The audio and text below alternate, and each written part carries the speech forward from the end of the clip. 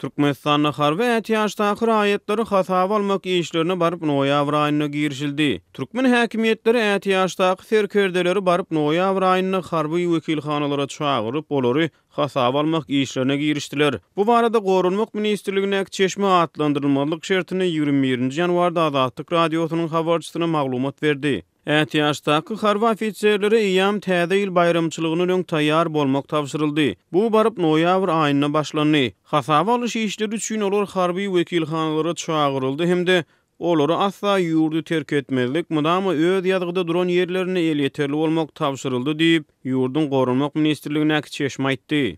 Ýatlasak bir hepde bäri Azatlyk radiosynyň ýurt içindäki habarçylary şeýlede Gorunmak we Içeri işler ministrliklerine çeşmeleri Türkmenistanyň harby ätiýaşlykdaky raýatlaryň hasaba alınýanlygy, olaryň saglyk barlyklarynyň geçirilýänligi barada maglumat berip gelýär. Ähli harby wekiliýetleri 50 ýaşa ýetmedik erkekleriň harby gullugy ukybyny barlamak tapşyrygy berildi diýip Gorunmak Ministrligine çeşme 14-nji ýanwarda Azatlyk radiosyna maglumat berdi. Ol şeýle çäreleriň türkmen owgan terhediniň howpsuzlyk aladalary bilen baglydygyny aýtdy. 21-nji ýanwarda Azatlyk radiosynyň habarçysy bilen gurrundaşlykda Gorunmak Ministrligine çeşme Türkmenistanyň ýaraglyk güýçleriniň mümkinçilikleriniň göz guýunydygyny gurrun berdi. Onuň sözlerine görä ýurdun ýaraglyk güýçleriniň şahsy düzümi häzirki wagtda söwüşçüň hereketleri alyp barmagy ukypsyz. Harby ýolbaşçylar Taliban we beýleki toporlar bilen ılalaşyp olary satyn almagyň biziň üçin iň dogry karar boljakdygyny aýdýar diýip çeşme gurrun berdi. Ol ýurdun ilkinji prezidenti Saparmurat Niýazowyň ýurdu dolandyran ýyllarynda da şeýle wehimleriň bolanyny aýdyp gurruna dowam etdi. Bu Niýazow döwründe de şeýledi.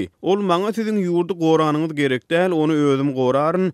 Siz gidinle paýta ýygyň oba hojalyk işleri bilen meşgullanyň diýerdi. Şeýlelikde ýurdun armiýasy harby türgünleşik bilen däldi, oba hojalyk işleri bilen meşgul boldy diýip çeşme aýtdy. Azatlyk radiosynyň Türkmenistanyň Içeri işler ministrligine çeşmesi 16-njy ýanwarda gizlenlik şertlerine beren maglumatyny harby ätiýaşlykda duran raýatlaryň söwüşçüň taýýarlygynyň pesdigini gurrun berdi. Onuň sözlerine görä diňe bir harby ätiýaşdaky raýatlaryň söwüşçüň taýýarlygy däl eýsem, häzirki wagtda çagyryş boýunça harby gulluk geçýän gullukçylaryň hem harby taýýarlyk derejesi pes. 9-njy ýanwarda Türkmenistanyň prezidenti Gurbanuly Berdimuhammedow harby we hukuk goraýjy edaralaryň ýolbaşçylary bilen göçme mejlis geçirip, olaryň garamagyna şahsy düzümiň maldarçylyk, bagwançylyk we beýleki hojalyk pudugyny alyp barýan işleri bilen Tadahanyň maglumatlaryna görä häzirki wagtda döwlet terhet gullugyny değişli kömekçi hojalyklar 1500 hektar meýdanyny 100 000-den gowrak bag nahalyny ösdürip ýetişdirýär. Garamalaryň 600-e, doworlaryň 10 000 olaýyny ýyda gedýär.